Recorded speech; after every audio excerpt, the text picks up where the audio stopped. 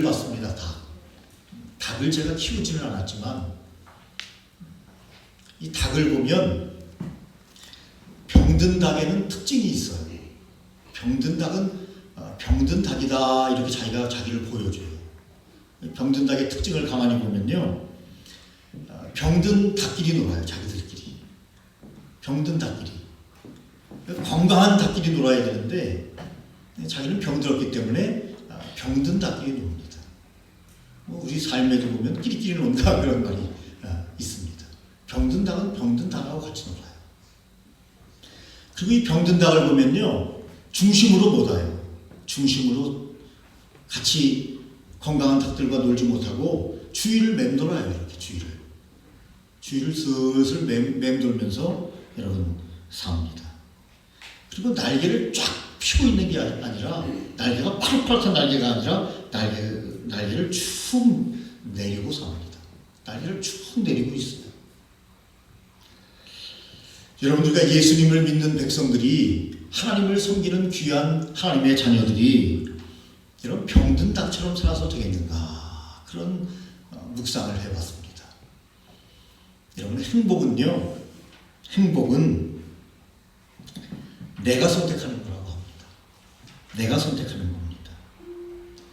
우리는 선택을, 물론 하나님께서 우리에게 놀라우신 은혜를 주심으로 저와 여러분들이 행복한 삶을 사는 것이지만, 자기 스스로 내가 행복을 선택해야 되겠다, 내가 행복해야 되겠다, 내가 행복한 삶을 살아야 되겠다, 그런 생각을 하는 사람이 행복한 삶을 살 수 있다는 것입니다. 그러니까 내가 불행한 것은 그 누구의 잘못이 아니에요. 주위 사람들의 잘못이 아니에요. 가족들의 잘못이 아닙니다. 나의 잘못이에요. 내 스스로 불행하게 자기를 만들고 있기 때문인 것입니다. 여러분, 옛날에 제가 리틀 프레스트라는 영화의 이야기를 잠깐 한 적이 있습니다. 그 리틀 프레스트는요, 소확행을 이야기해 주는 거예요. 소확행이 뭔지 아세요? 작고 확실한 행복. 소확행이라는 말 들어보셨습니까? 작고 확실한 행복을 이야기합니다. 여러분, 작고 확실한 행복을 우리가 향해서 나아가려면 어떻게 해야 되냐면, 나의 행복의 기준을 가지고 있어야 돼요. 그 기준이 너무 높으면 행복할 수 없어요. 기준이 너무 높은 사람 행복하지 못합니다. 평생 행복을 한 번도 맛보지 못하고 살다가 인생을 마감하는 거예요. 행복의 기준을 조금 낮춰야 돼요. 그리고 자주 행복을 느껴야 돼요. 큰 행복을 느끼려고 하는 사람, 큰 행복이 찾아오지 않습니다. 작은 행복을 많이 느끼는 것이 매우 중요한 겁니다. 여러분, 리틀 프레스트의 내용을 잠깐 말씀을 드렸죠. 임용고시를 준비하고 있었어요. 학교 선생님 되기 위해서 노량진에서 열심히 쪽잠을 자면서, 그리고 주먹밥을 먹으면서, 여자예요. 열심히 임용고시를 준비했는데 떨어졌어요. 자기 남자친구는 붙었는데 자기는 떨어졌어요. 그런데 그런 인생을 한탄하지 않아요. 고향으로 내려옵니다. 그리고 고향에서 친구들과 동창들과 소박한 삶을 살면서 행복이 이것이다 라고 하는 것을 보여주는 영화가 리틀 포레스트입니다. 여러분, 행복은 저 멀리 신기루처럼 있는 게 아니에요. 신기루는 다가가면 또 도망가고 또 도망가기 때문에 행복은 오지 않아요. 여러분, 행복의 기준을 조금 낮춰보시면 어떻겠습니까? 그것이 여러분, 우리가 행복의 비결입니다. 여러분, 왜 행복하지 못하죠? 기준이 너무 높아요. 왜 행복하지 못하죠? 욕심이 너무 많아요. 왜 행복하지 못하죠? 다른 사람과 비교해요. 결코 그 사람은 영원히 행복할 수 없습니다. 그러므로 비교하지 말고 욕심을 내려놓고 우리 기준을 조금 낮춘다면 우리의 삶은 행복을 향해서 달려갈 수 있습니다. 여러분, 지금까지 지내온 것 다 주님의 은혜입니다. 추수감사절을 맞이해서 여러분, 이만큼 우리가 사는 것은 참 감사한 하나님의 은혜임을 이 시간 묵상하시고 하나님께 고백하시는 귀한 시간이 되시기를 예수님의 이름으로 축원합니다. 오늘 1시 예배에 오는 어떤 분의 이야기를 들었습니다. 동네에서 만나가지고 제가 인도를 하려고 하는 분인데, 예. 아버지가 교회도 안 다녔어요, 아버지가. 예. 그런데 선물을 받았어요. 성경책 선물을 받았어요. 아버지가 그러시더래요. 이 책이 얼마나 귀한 책인 줄 아니? 교회 다니지도 않는 분이. 그리고 그 성경책을 가장 귀한 곳에, 가장 높은 곳에, 가장 잘 보이는 곳에 성경책을 늘 보관하면서 자녀들에게 저 책은 굉장히 귀한 책이다. 그렇게 이야기를 했다는 겁니다. 그 아버지의 그때의 그 이야기가 본인에게 큰 깨달음이 됐다는 거예요. 아, 성경책은 매우 귀한 거구나. 아버지가 교회도 안 나가시는데 성경책을 그렇게 귀하게 여기셨다는 거예요. 우리는 어때요? 하나님의 말씀을 얼마나 자주 대하고 있으며 하나님의 말씀을 얼마나 갈망하고 있으며 소설을 읽을 시간은 있지만 하나님의 말씀을 읽을 시간은 없고 뉴스를 볼 시간은 있지만 하나님의 말씀을 들을 수 있는 기회를 많이 가지려고 하지 않는 것이 우리의 삶이 아닌가 하는 생각을 하게 됩니다. 여러분, 교회가 건강하려면 소리를 내야 돼요.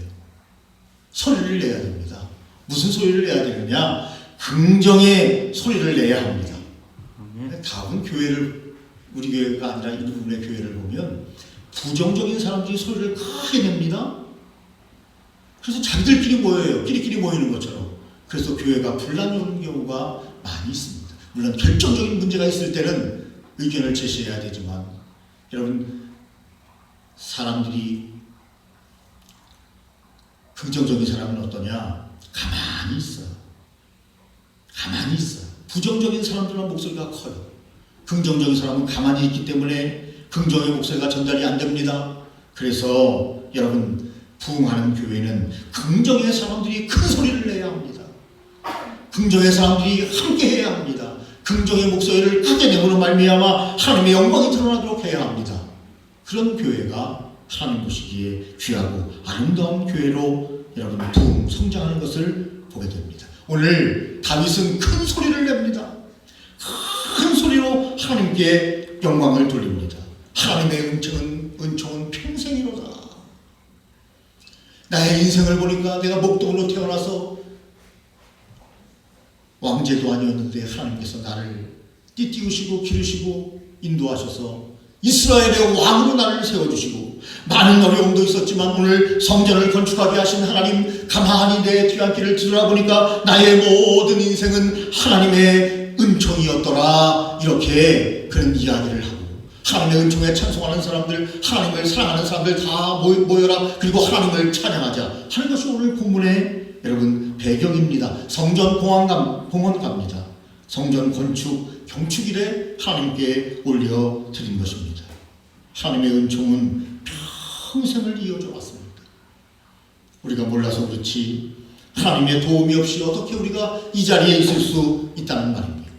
여러분, 추수감사절을 한국교회가 지킨 것은 올해로 116년이 되었습니다. 1904년 공의회에서 감사절을 결의했고 한 장로님의 건의로 감사절이 시작되었습니다. 미국에서 추수감사절을 시작을 했지만 우리는 자발적으로 우리도 감사절을 지키자라고 시작한 것입니다. 그러므로 추수감사절은 의미가 있고 그리고 하나님 보시기에 매우 귀한 절기가 아닌가 하는 생각을 합니다. 여러분, 다윗은 4절에서 말합니다. 큰 위기에서 구원받고 감사하는 체험이 그에게는 배어 있음을 우리가 4절을 보며 알게 되어집니다. 4절 말씀이 뭡니까? 주의 성도들아 여호와를 찬송하며 그의 거룩함을 기억하며 감사하라. 여러분, 저와 여러분들이 하나님의 부름을 받은 하나님의 자녀가 되었고, 저와 여러분들은 삶 속에서 많은 체험이 있고 많은 깨달음이 있고, 그리고 그것이 우리의 삶에 지금도 배어 있는 것이 아니겠습니까? 그것에 대해서 큰 소리를 내며 하나님께 감사의 영광을 올려드려야 합니다. 세상에 보면요, 점점 세상의 정치 소리는 점점 커지고 있는데, 여러분, 하나님의 말씀은 점점 사라지고 있는 것을 보게 됩니다. 우리가 소리를 지르지 않기 때문입니다. 우리가 긍정의 소리, 희망의 소리, 소망의 소리, 복음의 소리를 지르지 않기 때문에 세상은 점점 여러분 자기들의 소리만 납니다. 자기들의 소리만 납니다. 우리가 요새 유튜브나 단체 카톡방에 설교 이런 것을 올려보면 전화가 와요. 전화가 옵니다. 제가 경희대학교 동문 산악회 방에 제가 들어가 있습니다. 여러 개의 방이 있지만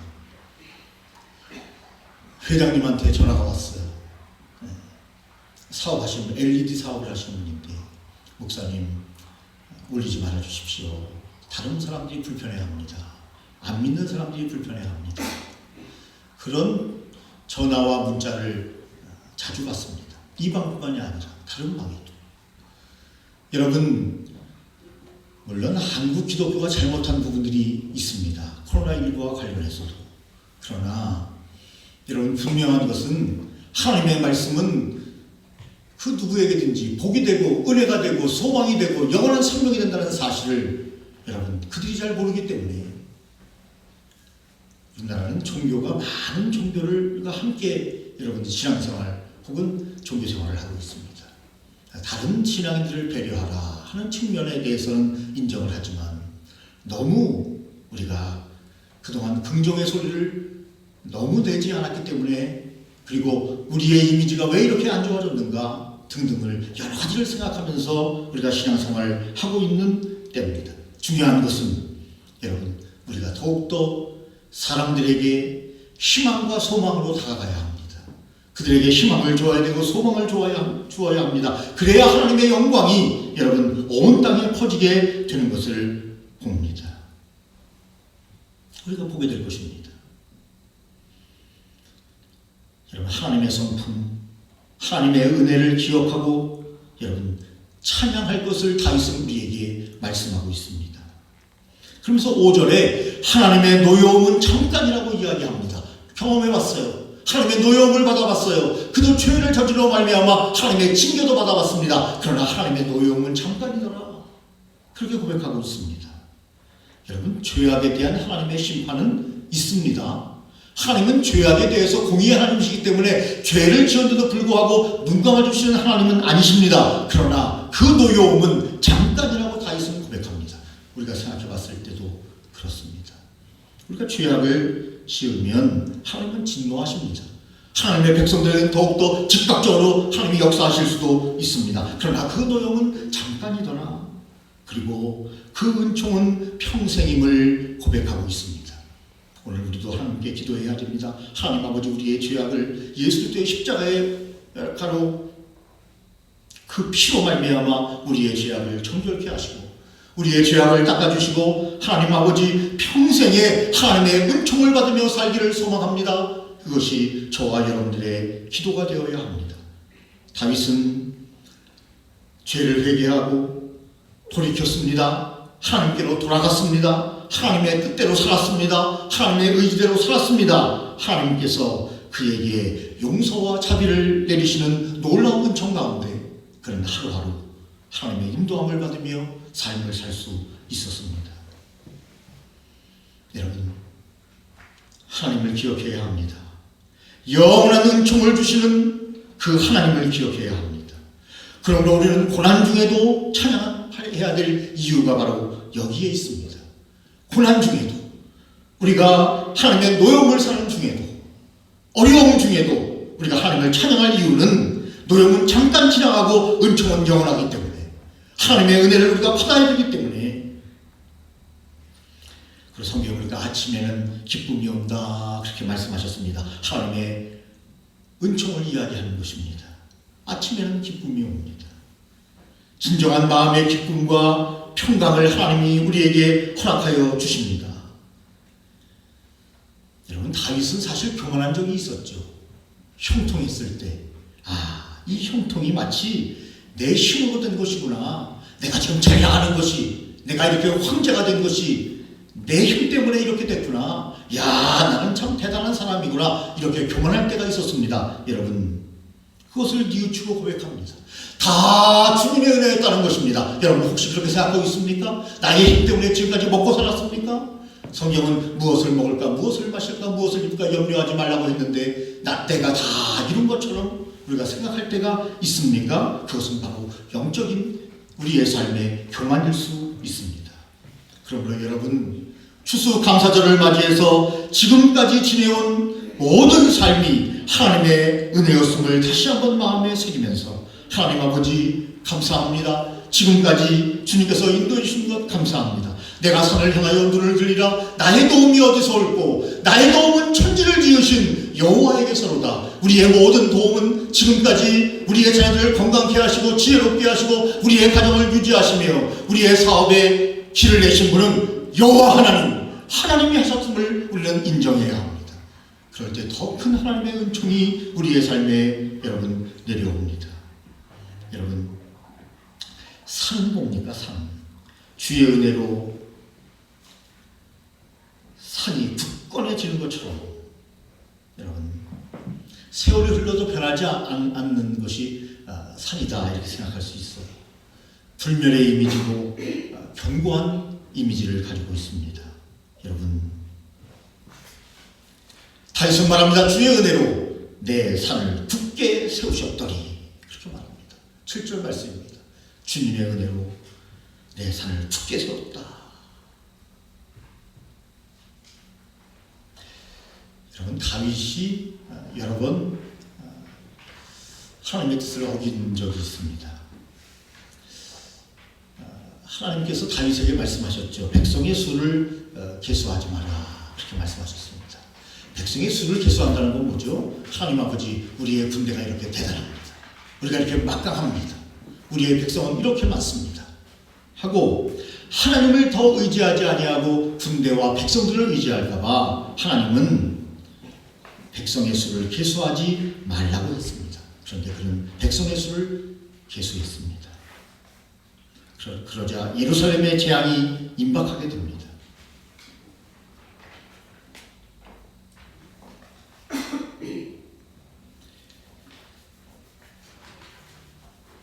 또한 여러분, 블레셋의 침공으로 말미암아 어려움을 당한 적이 있습니다. 베들레헴까지 침입을 했습니다. 어렵게 무찌릅니다. 여러분, 그 모든 자기의 삶에 있어서 지금까지 힘들고 어려웠을 때 생각해 보니까 대부분 힘들고 어려웠을 때는 하나님을 의지할 때가 아니라 자기 자신을 의지하고 백성을 의지하고 군대를 의지했던 적임을 여러분, 다윗이 깨닫게 되고 그 모든 삶을 바라다 보면서 그는 하나님 앞에 하나님 아버지, 제가 모든 삶에 있어서 하나님의 말씀 안에서 높은 산과 같이 저를 견고하게 만드신 하나님을 지금 바라보니 다 주님께서 저를 인도하셨고 저는 하나님 보시기에 무익한 종이었습니다 라고 고백하고 있는 것입니다. 여러분, 성경에 보니까 성도가 취할 자세에 대해서 여러분 자세히 설명하고 있는데 오늘 시편 30편에 여러분 쭉 말씀에서 나오지만 성도는 항상 하나님을 찬양해야 된다. 세상 사람들이 하나님을 비방하니 우리도 함께 비방해서는 안 됩니다. 말씀드린 것처럼 교회를 비방할 수는 있습니다. 목사를 비방할 수는 있습니다. 그러나 하나님을 비방하는 자리에 함께 있어서는 안 됩니다. 하나님은 우리에게 영원히 찬양을 받으실 분입니다. 우리가 얼마나 살지 모르지만 50년, 70년, 80년 여러분 그 삶을 어떤 분은 소풍이라고 이야기했습니다. 좋은 표현입니다. 우리에게 그만큼 생명을 누릴 수 있는 귀한 기회를 누가 주셨습니까? 하나님이 우리에게 생명을 잉태하도록 명령하셨던 분이 바로 하나님 아니겠습니까? 물론 어머니를 통하여 우리가 세상에 나오지만 그러나 그 근본적으로 보면 하나님의 놀라우신 은혜로 우리가 이 땅에 오게 됩니다. 하나님을 찬양해야 합니다. 하나님을 자랑해야 합니다. 하나님을 선포해야 됩니다. 하나님께 영광을 돌려야 됩니다. 특별히 추수감사절을 맞이해서 다시 생각해서는 하나님께 감사하며 살아야 합니다. 그래서 아침에도 감사, 점심에도 감사, 저녁에도 감사라는 찬양이 있지 않습니까? 항상 감사하는 거죠. 또한 우리의 태도는 늘 하나님을 의지하며 포기하지 말아야 합니다. 여러분, 개그맨 박지선 개그우먼이 참 안타까운데 세상을 떠났습니다. 너무 세상이 외모 중심적인 세상이 되어버리고 말았어요. 너무 외모 중심, 특별히 남자보다는 여자들이 더 그런데 요즘 남자들도 뭐 잘생긴 남자가 예쁜 남자가 뜨는 시대가 됐으니 여러분 얼마나 외모 중심적인 사회가 되고 있는가 우리는 너무나 잘 압니다. 외모에 많은 그런 컴플렉스가 있었을 것입니다. 어떤 사람은 댓글을 달아가지고 너는 왜 이렇게 못생겼냐, 너는 네가 남자지 네가 여자냐, 뭐 이런 것을 올렸는데, 박지선의 아버지가 얼마나 마음이 아팠는지, 박지선이가 얼마나 착실하고 초등학교 때부터 늘 반장을 하면서 회장을 하면서 얼마나 성실하게 공부를 했고, 그래서 고대 교육학과까지 나온 나름대로의 석학이 아니냐. 그러니까 외모만 보면 안 된다. 얼마나 그가 성실하게 살았는가 그것을 기억하라. 그런 것을 그를 아버지가 썼다는 거 아닙니까? 여러분, 본인은 얼마나 답답했겠습니까? 나름대로 성공했습니다. 나름대로 많은 사람들이 아는 유명 연예인이 되었습니다. 그러나 그에게는 외모적인 컴플렉스가 있지 않았겠는가 하는 생각을 합니다. 성형수술을 했다고 합니다. 그것이 잘 안 됐다고 합니다. 어디 성형을 했는지는 저도 모르겠습니다. 그러면서 더 낙심이 됐고, 피부병이 있었는데 피부병이 얼마나 힘들었으면 자살까지 할 정도였는가 라는 생각 때문에 피부병은 아니었을 것이다 라는 생각을 제 개인적으로 해봅니다. 아마 성형수술이 잘못돼서 그런 것이 아니었겠는가 그런 생각을 해봅니다. 어떤 어머니가 자식과 함께 죽습니까? 말렸어야 합니다. 그런데 그는 웬일인지 그 어머니는 자식과 함께 죽음을 선택하고 말았습니다. 외로운 길을 그 딸을 혼자 보낼 수 없어서 어머니는 함께 따라 죽었습니다. 여러분, 기독교적으로는 도저히 받아들일 수 없고 참 참담하고 답답한 일이 아닐 수 없습니다. 죽으면 끝난다. 대통령도 죽으면 끝난다. 시장도 죽으면 끝난다. 연예인도, 인기 연예인도 죽으면 끝난다 라고 하는 생각이 너무 만연되어 있는 것이 아닌가 하는 생각을 합니다. 죽으면 끝나지 않습니다, 여러분. 여러분, 죽음은 얼마나 고귀하고 얼마나 소중한 것인지 모릅니다. 죽은 다음에 영원한 삶이 존재합니다. 그러므로 잘 죽어야 합니다. 잘 죽어야 합니다. 그리고 하나님께서 우리에게 부여주신 귀한 삶을 잘 살아야 합니다. 너무나 안타까운 그런 여러분 일이 있었습니다. 우리 주위에도 사실 힘들고 어려운 사람들은 많이 있을 겁니다. 그 이야기를 좀 받아주고 들어줘야 되는데 우리는 너무 여유가 없고 너무나 자기중심적입니다. 여러분, 저와 여러분들이 오늘도 다시 한번 우리 주위에 사람들에게 여러분 긍정의 영향을 많이 미칠 수 있도록, 선한 영향력을 많이 미칠 수 있도록, 사람들의 행복의 바이러스를 많이 전파할 수 있도록 하는 일에 저와 여러분이 쓰임받아야 되는데 우리는 지금 어느 자리에 있는가 한번 생각해 봤으면 좋겠습니다. 성경에 보니까 의인이 맞이하는 아침은 이렇게 말씀하고 있습니다. 여러분, 오늘 다윗도 아침에 하나님께서 인도해 주시고 영광으로 인도하신 것에 대해서 감사하게 하나님께 영광을 돌리고 있는데, 아침에 기쁨이 오는데 그 기쁨은 어떤 기쁨입니까? 하나님의 인자하심으로 만족하는 하루의 하루의 삶을 여는 것입니다. 오늘도 하나님의 인자하심이 나에게 만족함을 주실 것이다. 여러분, 우리는 사실 하루하루 사는 존재예요. 하루살이만 하루하루 사는 존재가 아니라 우리 인생은 하루하루 사는 존재예요. 그래서 나중에 예수님을 믿을 게 뭐 이런 것은 다 소용없는 얘기입니다. 지금 예수님을 잘 믿어야 됩니다. 하루하루 사는 존재이기 때문에. 다윗도 아침에 기쁨이 오는데 왜 기쁨이 옵니까? 시편 90편 14절에 보니까 하나님의 인자하심으로 나는 만족하기 때문에 기쁨이 온다는 거예요. 또한 하나님의 팔로 나를 일으켜 주셨기 때문에 오늘 나는 만족한다는 것입니다. 하나님의 자비와 긍휼로 나를 오늘도 새로운 날을 주셨기 때문에 그는 감사한다는 것입니다. 어제의 날이 아니에요. 새로운 날을 우리에게 주신 겁니다. 하루하루 사는 겁니다. 하루하루. 점점 여러분 이상기후 현상이 많이 나타난다고 합니다.